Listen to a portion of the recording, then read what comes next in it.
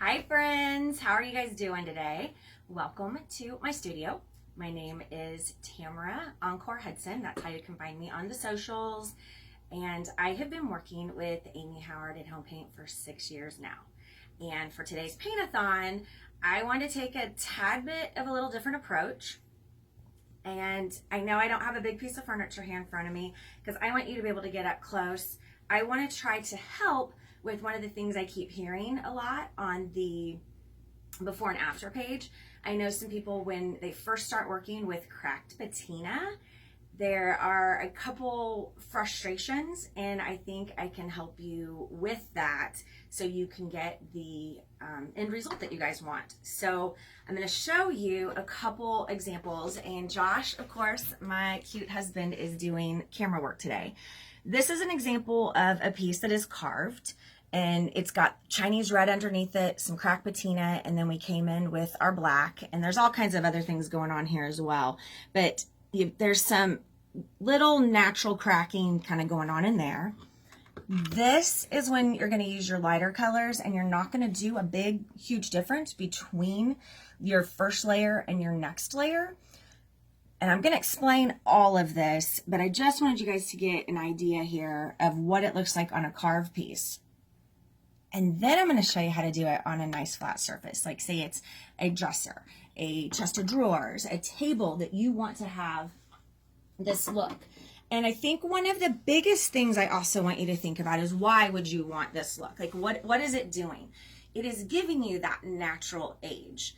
I like to give the example of maybe a piece of furniture that has been on grandma's back porch, and the heat of all the years has kind of made that paint bubble up a little bit. It's a way to get a very authentic finish easily without doing this heavy sanding or doing anything that is actually going to hurt the piece of furniture. So I'm going to start with the basic of basics. What Cracked Patina does, you're going to put a layer of one-step paint, then you're going to put a layer of Cracked Patina, then you're going to put another color of one-step paint or the same color, and then what happens is this Cracked Patina makes this crack. So like showing you on this piece here, I started with coral, I did Cracked Patina, and then I put Sunday Nap over it. I don't normally do this big of a difference of colors, but I did it because I want to be able to show you guys. I want you to see it as it's happening and show you a couple different things. So because we do want paint to dry and deal with that, I'm going to jump ahead just a little bit. This is going to sit here, and then I'm going to come back to it. So this piece here, I put Sunday Nap on it, okay? What I'm going to do next is get my layer of Cracked Patina on here. And I want you guys to just, I'm so visual and I want everybody to see it. So think of it, it's kind of like syrup. It's kind of like painting with syrup, okay? It's a water-based, so you'll be able to clean your brushes out. You can also water it down a little bit if it gets thick on you. And I want you to know humidity really affects how this dries as well. So literally, look, it's kind of like painting with glue, syrup, whatever you want to call it. The thicker you put it on, the more cracking, the larger cracks you're going to have. The thinner you put it on, the tinier, the more of a fisher crack that you may get. Now, I also want you to think about this. I'm doing this whole board, but let's say we're doing a dresser. Really think about how it would have aged. Where would it have shown more age? Everywhere where it had been touched and on the corners. You most definitely, and I love doing this, can come in and just put some Cracked Patina in areas. It doesn't have to be all over the whole thing like I'm doing here. That's it. Pretty easy. And you start to see some places where maybe I could have covered that more, but I'm not going to worry about that. The other thing I want you to think about is I want you to be able to get your surfaces flat. I want you to lay that piece of furniture down so it doesn't drip, because this will drip and it will look like a syrup drip. And what it will really look like if you leave that and don't fix it, it will look like an old piece of furniture that had been in a house with chain smokers, and it will look like nicotine has dripped down the side of it. And no one wants that. Or it will look No, we don't. Or it will look like glue. And you don't want anybody to think that, you know, the piece has been glued. So I would love to just jump to the next spot. This has to dry. So I'm going to put this over here to the side. I'll probably have to get my hairdryer out as well. But what I'm going to do is come over here to this and show you another part of what I feel if you can conquer and really hone in your skill with the one-step paint, cracked patina, and light wax and dark wax, you can just keep building from there and get different looks, and that your furniture won't be so kind of one-dimensional. There's nothing wrong than a real crisp, clean piece of furniture that you've done one-step paint on and then come back in with matte sealer. But there are so many other looks and things that you guys can do, and I really want you guys to start exploring some of that stuff. So this is dried overnight. It's still just a tad bit tacky. I'm going to show you the fun things that I did here, but I want to show you, I'm so visual, and that is what I think is so great about doing these paint-a-thons, is we can see everybody's different techniques. So this is Mind Your Own Beeswax. So this is my light antiquing wax. We also have a light antiquing wax that comes in a puck as well, but I generally use this, and then we're going to use the dark wax. So the other thing I want you to remember, you always offload. So you're going to, no, you're fine. Josh knows about offloading. So you're going to get it, and then you're going to offload it over here, cardboard or paper plate like this. Here's the big difference. With my light wax, I'm going to go all over the whole piece, okay? And I always tell everybody, I'm not really particularly nice about it. I want to get that wax on there, and you can feel where you've been. This feels greasy because this is where I've put my light wax. You always, always, always do light wax or clear wax all over your piece of furniture, and then you come back in with dark wax. You don't ever just go straight to your dark wax, okay? That is huge. If you can just master that and remember that one thing, everything is going to be different for you. Now, we also need this to dry a little bit. So I am going to just take a second, and I'm going to use my hair dryer. And I know it's not going to be fun, and I apologize, and I wish I could do fancy editing and you guys not have to have this. It won't take long, I promise. That's the fun thing about a paint show. You get to watch some paint dry. While I'm doing this, you guys are watching, tell me where you're at. Where do you live? Have you used Cracked Patina before? Do you have any questions about Cracked Patina? Hi. Now, this is going to be sticky. I'm going to go ahead and crank this up a little bit. I can't dry my wax because it'll just melt it. This is going to get close here. I'm going to let that sit just a little bit. So here, remember I told you that when I put this on, it was greasy, it was slick. Use my hands a lot. It still is a little bit, okay? You can let it sit for an hour. Anywhere, depending on the humidity, between 20 minutes to an hour should be all you would need to do for your wax. You can also, when you're doing something small, you can take something like this and fan it a little bit. And it's very humid here right now. It is really humid here right now, which I told you is a game changer. But it's okay. You can let it sit overnight. That's not going to hurt it whatsoever. I'm going to rush this a little bit because I'm just going to show you where I want to do this dark wax and how it's going to look. So normally I would let this get a little bit more to tap. And by that I mean, so this is, it was slick when we first put it on. It literally felt greasy. Then you'll take this, when it starts feeling a little bit tacky, when it starts feeling a little bit sticky, it's that easy. That means it has come to tack and it's ready for you to start with your dark wax. You use that finger. You do. You use not that your finger. Index finger, not your thumb. Use that finger. Use that finger. So here, this looks like shoe polish, right? This scares a lot of people because it's so dark. This is our dark wax. Now, you got to, I want you to get in there, and I always tell everybody, I want you to get at least that much of the wax, kind of a, what would be about a fourth of it or so, kind of filled in there. Then you come over here, and what do you do, Josh? Offload. And then you offload. I know it seems a little bit counterproductive, but what it's doing is one thing, it's actually getting that wax up there. It's getting it a little bit more evenly distributed. But it's also, I would have had way too much wax on there had I gone to this. And this is something for you to really think about. Never ever just start right in the middle. So we're going to pretend that this is the top of a sofa table, okay? So I always start with like a feathering motion on my corners and edges, okay? So I literally start coming in and I'm feathering these edges. Is it picking it up on there, what it's kind of doing?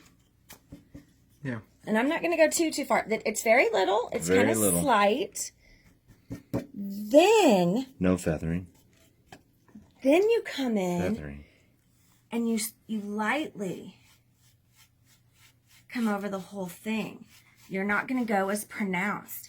But in a few areas, those edges, anywhere where your hands would have touched it, where it just would have naturally aged and it would have built up in these little cracks and crevices. I mean, you can go as dark, but I don't recommend for the composition of it, of going over, you don't go that heavy with your dark wax all over, okay? You want to still have the different depth of this little bit of brighter white and your other color coming through. But I don't know how well it absolutely picks it up. I think we can tell. But can you guys tell, like, I didn't do anything here. We didn't do anything here. But then the magic is over here. Oh, yeah. Look what that does. And even if you had just done a very small portion of a drawer or the legs, like if you've got I'm just going to keep using sofa table as an example. Like say this is a sofa table and on the legs, on the outer corners and edges of it, you'd put some cracked patina. And when you see what I did to manipulate this, which I know I had to jump to this because we need this to dry. I'm going to see how this is. Okay. It's going to still look very wet to you. And I'm going to hit it with the hairdryer really quick. How are we on time? 12 minutes. Fantastic, you guys. You're going to love this. When we do this at home shows, people love it. And I love it when people get excited. And they're like, ooh, ah. And just to open up and give you, it's all about having more tools in your toolbox and be able to elevate your game and to be able to, you're doing it for yourself, maybe to replicate something from a farmhouse look that's so popular right now. Or if you're wanting to do this as a business, to be able to put this as a sample board. Okay, this is real close, guys. This side is going to be more dry than this, so I'm going to kind of focus here. I think it's going to work. Okay, I've got my Coral C here, and like I said, I picked colors that were going to show a big contrast. This is the new one-step formula, but it is still chalk-based, so you still need to make sure you mix it up. I was a very bad girl, and I left this open. Oy! Oh. I could have done better. Sorry. Okay, here's where I feel people struggle a bit. And my brush is losing. That's okay. So, what you need to do is do long strokes and you can't go back over. So I'm going to kind of try to replicate what I know happens for a lot of people. So go ahead and get, a good amount of paint. I'm using the wedge brush here. And since that's still a little bit more wet, I'm going to kind of start here. You want to get it covered. You want some coverage, but see how I didn't get great coverage there? If I go over this right now, it's going to lose what is about to happen. And I want you guys to even see, it's going to start here pretty soon. You can start to see where little bits they're kind of bubbling just a little bit. They're separating some, maybe not as much as I was hoping. Like I said, humidity. So here we go. Let me get this. And then I need to leave it be. And okay. That right there. See how I went over that? It pulled it up because it was already starting to process underneath here, okay? See how that's kind of starting to crack in here? Looky right there. See how it's slowly and in areas starting to do its thing? And trust me, the fun hasn't even happened yet. So I'm going to go ahead and do this side. I'm going to get this paint laid down so we can show you. But what happens, and I'm just going to do it here, people go, oh, well, I didn't get enough on there. and they start picking it back up. A double negative process happens, and it looks, I call it, I mean, that's garbage, but it's almost like a pilled sweater kind of happens. And you can also see I got a little too thick here. So I know people will come back in and try to fix that. Don't. You are better off just letting this dry until you can get better with getting your long, even strokes that you want to try to do. And like, I shouldn't even be trying to pick this out of here, but I did anyway because I really wanted to. Shame on me. This is what you do to get this to happen. Now, I don't have a ton of heavy cracking here. It's very slight. Part of it is I didn't go super thick, and I also did not let it dry long enough, okay? But here's where the fun happens. I kind of start testing it. Now, it's still just a tad bit too wet, but see how I'm using my finger? You can use a brush. I'm going to get a dry brush and show you this. You can come in here with this brush, and I can put it horizontal, and I can do this. See how I'm kind of wiggling and pulling it? Look at that. Look how I'm starting to get more of a worn finish. And I feel usually about when I'm doing this cracked patina look like this, kind of the same way I feel about with my dark wax. A lot of times I only want about 20 to 30% of my piece to be very cracked. So I showed you how to take your brush horizontal. This is my favorite thing to do. I start using my hands and my fingers. See how just with my finger here, it's pulling up.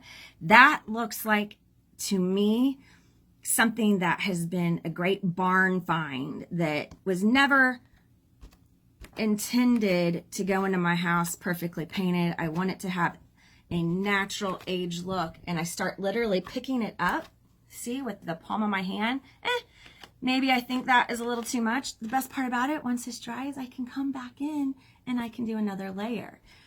But see how it picks up on the palm of my hand, and then when I come over here, I should probably let that dry a little bit more. It lays it back down. And so I start to get, I know this isn't probably that super exciting because I'm not finishing a big piece, but I'm just really wanting you to see how you can get that authentic, chippy finish, and you're not sanding, because sanding doesn't look authentic. It doesn't look like that's how it naturally aged. And you can come back in and do more than one layer, okay? Once this dries, if I want to come back in with cracked patina and do the same color, I can absolutely do that. Now, I know I'm not going to want all this, so I am just going to get most of that kind of picked up here with my hand. I know, it's 18. We're getting really close here, guys. I'm just very simply trying to drive in the one product that I think can really give you guys some different looks. And I know I said I don't sand. When I get this heaviness like this, or like on this, before I did my wax, if I had just hit this with like a 400 grit sandpaper, it would have just knocked some of this down. If it's a piece that I know I'm going to want to do something with, like I'm going to do, I'm going to make some signs. I'm going to use these pieces of board because I don't waste anything. But I just hope this showed you in this 20 minutes, instead of trying to cram a ton of stuff in there, I wanted you to be able to see what one-step paint, cracked patina, and light wax and dark wax can do for you. Tamara, follow me over on ENCORE on Thursday nights, crafting with the Hudsons at 9 p.m. on the ENCORE page. I hope you had fun, and just ask me questions, whatever you want. I love you. Thanks, Amy.